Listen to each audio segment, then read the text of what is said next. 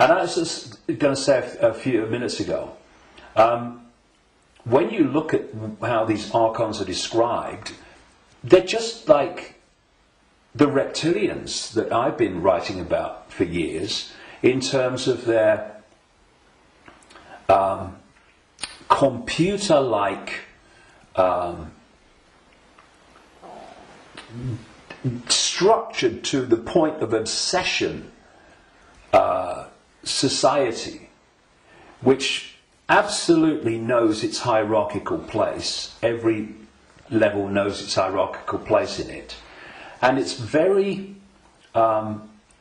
robot-like and computer-like. It's not a flowing creative force. It's very structured, boom, boom.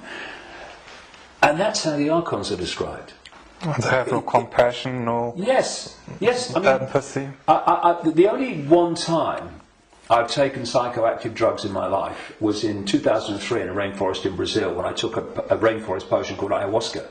And I went into, I had an amazing time. Some people had a bad time on it. And for 5 hours, this voice, so strong when I went into an altered state of perception, talked to me so loudly and so powerful about the illusory nature of reality for 5 hours. And when I came back, and because I had instant memory of all of it, when I came back and checked it all out, you could see very quickly that mainstream science, in all its different disciplines, has shown that what I was told that night is true, but because the disciplines are kept apart and are war with each other for funding and precedence, that the dots never get put together, because they're not meant to.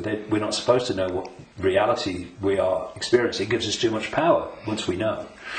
And this voice said to me at one point, about when it's talking about the computer-like nature of these manipulators, if you programmed a computer to abuse a child, would the computer have any problem with it?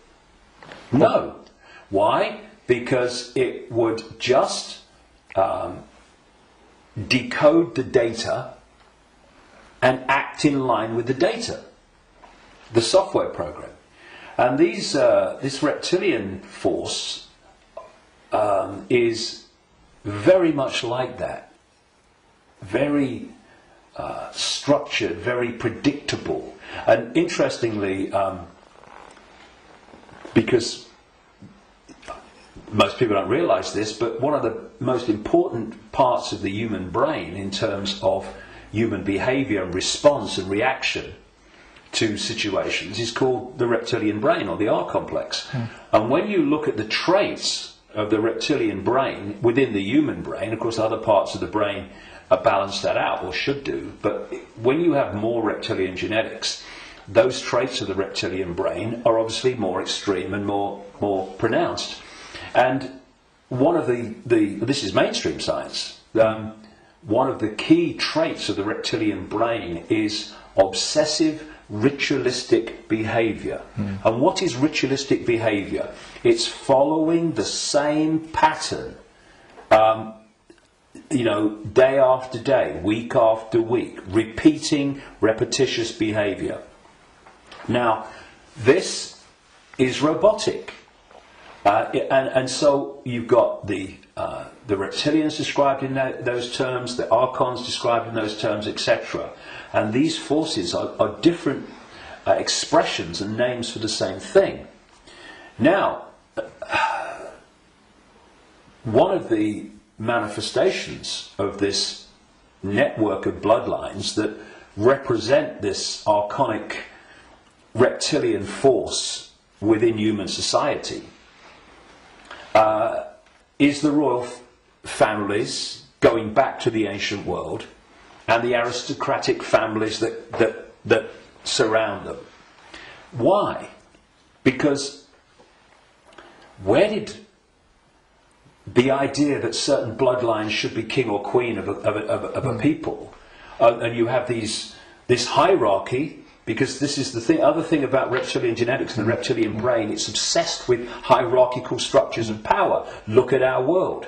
Look at the royal families and the aristocracy. It's absolutely rigid with hierarchy. Everyone knows their place. You're a viscount, you're a baron, you're a lord, you're a king, you're a prince, and all this stuff. This is the human expression, or the partly human expression, because they're hybrids, of the reptilian archon obsession with hierarchical structure manifested in our world.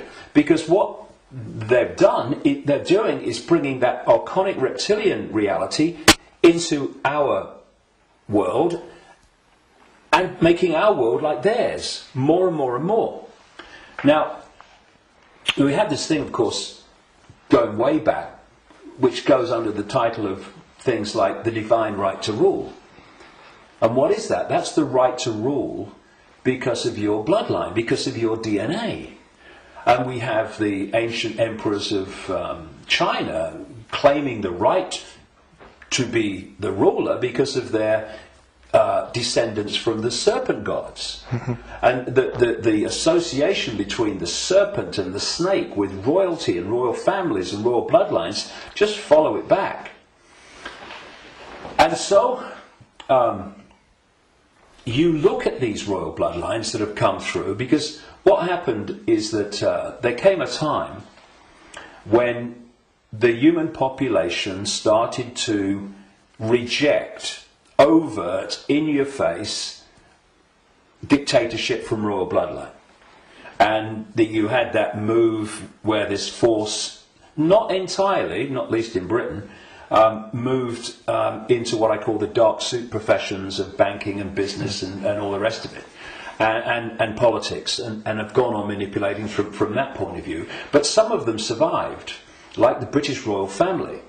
Now, if you want to see a group of people that are so obsessed to the extreme, not just with hierarchy, but my goodness me, they are. The whole British class system, as they call it, is based on obviously hierarchy, which is based on the head of state being the Queen. But you want to see a group of people who are obsessed with ritualistic behaviour. Look at the royal family. She goes to the same palace at Christmas.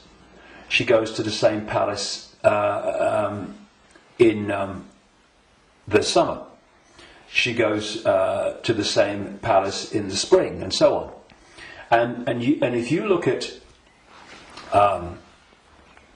the royal year, it's ritualistic. It's a hamster's wheel, repeating. And then, and we've seen in the week that we're talking, 60 years, the Queen Elizabeth, 60th year on the throne, the Diamond Jubilee. It's really been in our face in the last few days, and I've watched as much as I can because I wanted to follow the ritual. But, you know, Britain is famous for what is called pomp and ceremony. You know, the guards in red jackets and black hats, you know, like, you know, need a haircut,